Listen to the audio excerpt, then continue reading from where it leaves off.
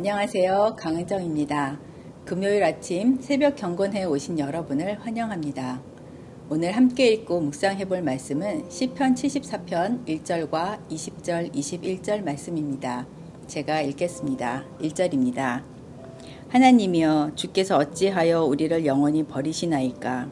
어찌하여 주께서 기르시는 양을 향하여 진노의 연기를 뿜으시나이까? 20절입니다. 그 언약을 눈여겨보소서. 무릇 땅의 어두운 곳에 포악한 자의 처소가 가득하나이다. 학대받은 자가 부끄러이 돌아가게 하지 마시고 가난한 자와 궁핍한 자가 주의 이름을 찬송하게 하소서. 아멘. 시편 74편에는 어찌하여라는 탄식의 소리와 기억하소서, 생각하소서, 잊지 마소서란 단어가 반복하여 나옵니다. 시편 기자는 무엇을 그토록 애통해하며 기억해달라고, 날 생각해달라고 이야기하고 있는 걸까요? 최근 뉴스에서는 우크라이나의 전쟁으로 인해 폐허가 된 도시의 모습과 수많은 사상자, 안타까운 우크라이나 국민들의 이야기를 자주 접하게 됩니다. 이 안타까운 모습을 오늘 본문에서도 보게 되었습니다.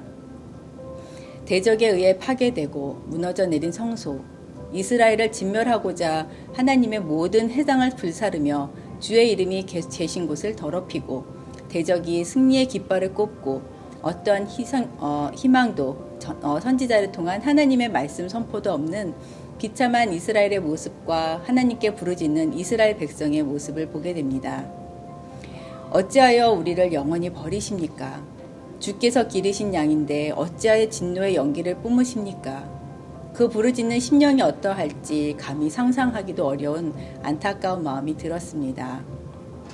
여러분도 혹시 이렇게 소망이 끊어지고 버림받은 것 같은 마음을 느껴보신 적 있으신가요? 하나님이 거하시던 성전을 대적이 무너뜨렸음에도 하나님께서 잠잠하시고 이 상황이 얼마나 지속될지 전혀 알 수 없을 때 간절히 바라고 기도해도 하나님께서 함께 하심을 전혀 느끼지 못할 때 얼마나 답답하고 힘들었을까요? 이런 어려운 상황 가운데 시편 기자는 하나님께 울부짖으며 말합니다. 1, 2절 말씀에 우리는 주께서 기르시는 양, 즉 목자 되신 하나님의 자녀이고 옛적부터 속령하사 주의 기업의 지파로 삼으셨다고 먼저 자신이 어떠한 자인지 밝힙니다. 그리고 12절부터 17절에 걸쳐 하나님은 예로부터 나의 왕이시며 천지를 지으신 창조주 하나님, 이스라엘 백성을 애굽에서 건져내신 구원자 하나님이시니 이러한 전능하신 하나님을 능욕하는 대적에게 우리를 넘기지 마시고 20절에 그 언약을 눈여겨봐달라고 간구합니다. 그렇다면 그 언약은 무엇일까요? 창세기 17장 7절에 아브라함과 맺은 언약, 출애굽기 19장 5절에 모세와 맺은 언약, 사무엘하 7장 16절에 다윗과 맺은 언약, 모두에서 하나님께서는 말씀하십니다. 전능하신 하나님께서 나의 하나님, 너의 하나님이 되어주겠다고, 그리고 내 집과 내 나라가 내 앞에서 영원히 보존되고 내 왕위가 견고할 것이라고 말입니다. 이렇게 하나님과 언약을 맺은 이스라엘의 모습은 어떠했나요? 우상숭배와 죄의 결과로 북이스라엘과 남유다는 아수르와 바벨론에 의해 멸망당하며 성전이 오늘의 본문과 같이 파괴되었고 70년간의 포로 생활을 하게 되었습니다. 나라가 망하고 포로로 끌려간 이스라엘 백성의 안타까운 모습을 바라보시며 침묵하고 계시는 하나님의 마음은 어떠셨을까요? 시편 89편 32절에서 34절 말씀을 보면 내 율례를 깨트리며 내 계명을 지키지 아니하면 내가 회초리로 그들의 죄를 다스리며 채찍으로 그들의 죄악을 벌하리로다. 그러나 나의 인자함을 그에게서 다 거두지 아니하며 나의 성실함도 패하지 아니하며 내 언약을 깨트리지 아니하고 내 입술에서 낸 것은 변하지 아니하리로다. 아멘. 신실하신 하나님은 이스라엘 백성과 맺은 언약을 깨트리지 않으신다고 말씀하십니다.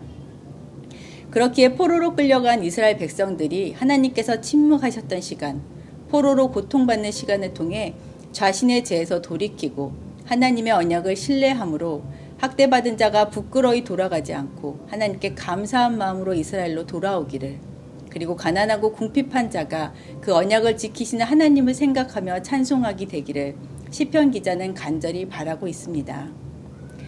오늘 말씀을 묵상하며 나의 하나님 어찌하여 나를 버리셨나이까라는 마태복음 27장 46절 말씀이 생각났습니다. 예수님은 우리를 향한 하나님의 진노를 다 짊어지셨고 버림받고 능욕당하시고 십자가에 달려 죽으셨습니다.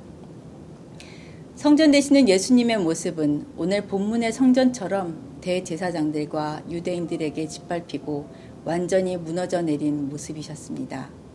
그리고 하나님께서 손길을 거두신 것 같은 절망으로 모든 사람들이 좌절하였을 때 예수님께서는 부활하셨습니다. 그리고 우리는 구원받았습니다.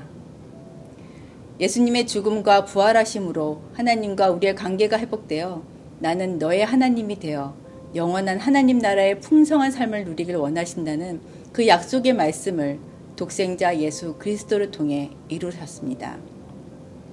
저는 이러한 예수님을 내 삶의 구원자로 믿는다고 고백하는 자이지만 최근 예배드리고 말씀을 읽고 기도할 때 또한 나의 삶의 모습도 모든 것이 하나님의 마음을 헤아리기보다 성급하게 늘 제 기준으로 행하고 살고 있음에 대해 책망하심을 깨닫게 되었습니다.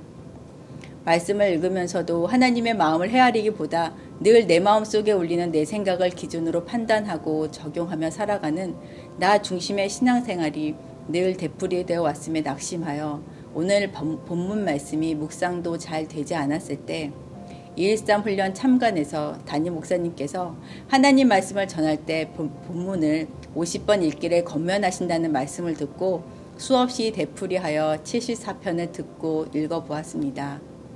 그리고 내가 기준이 되어 읽기보다 하나님께서 어떤 말씀을 하시는지 하나님 마음은 어떠하신지 귀 기울여 보았습니다. 처음엔 잘 묵상되지 않는 말씀이 어느새인가 성전을 무너뜨리는 대적의 모습과 우리를 살리시는 하나님의 모습이 비교되었고 모든 것이 무너진 절망 가운데에서도 나는 너의 하나님이라는 언약을 눈여겨봐달라는 시편 기자의 마음을 생각하게 하셨습니다. 그 언약을 잊은 채 살아온 제 삶에 대해 그리고 예배와 말씀을 대하는 저의 태도에 대한 잘못을 깨닫게 하셨고 나는 너의 하나님이라고 언약을 상기시켜 주셔서 전능하신 하나님께서 나와 함께 하심에 너무나 감사하며 무너진 마음을 다시 세움을 받게 되었습니다. 앞이 보이지 않는 절망 가운데서도 하나님의 신실한 약속을 믿으십니까? 어떤 상황이 내게 허락되어도 전능하신 하나님이 나의 하나님이 되리라는 약속과 그 약속은 변하지 않는다고 말씀하시는 여호와만 신뢰하며 살기로 결심하며 오늘 하루를 살아보시지 않으시겠습니까? 기도하시겠습니다. 비록 무화과 나무가 무성하지 못하며 포도나무에 열매가 없으며 감람나무에 소출이 없으며 밭에 먹을 것이 없으며 우리의 양이 없으며 외양간에 소가 없을지라도 나는 여호와로 말미암아 즐거워하며 나의 구원의 하나님으로 말미암아 기뻐하리라는 하박국 선지자의 고백처럼 내 삶에 찾아온 수많은 어려움과 절망 가운데서도 나의 하나님이 되어주신다는 약속을 지키시는 하나님을 신뢰하고 기뻐하며 살아가는 자 되기를 간절히 소망합니다. 이 모든 말씀 예수 그리스도 이름으로 기도드렸습니다. 아멘.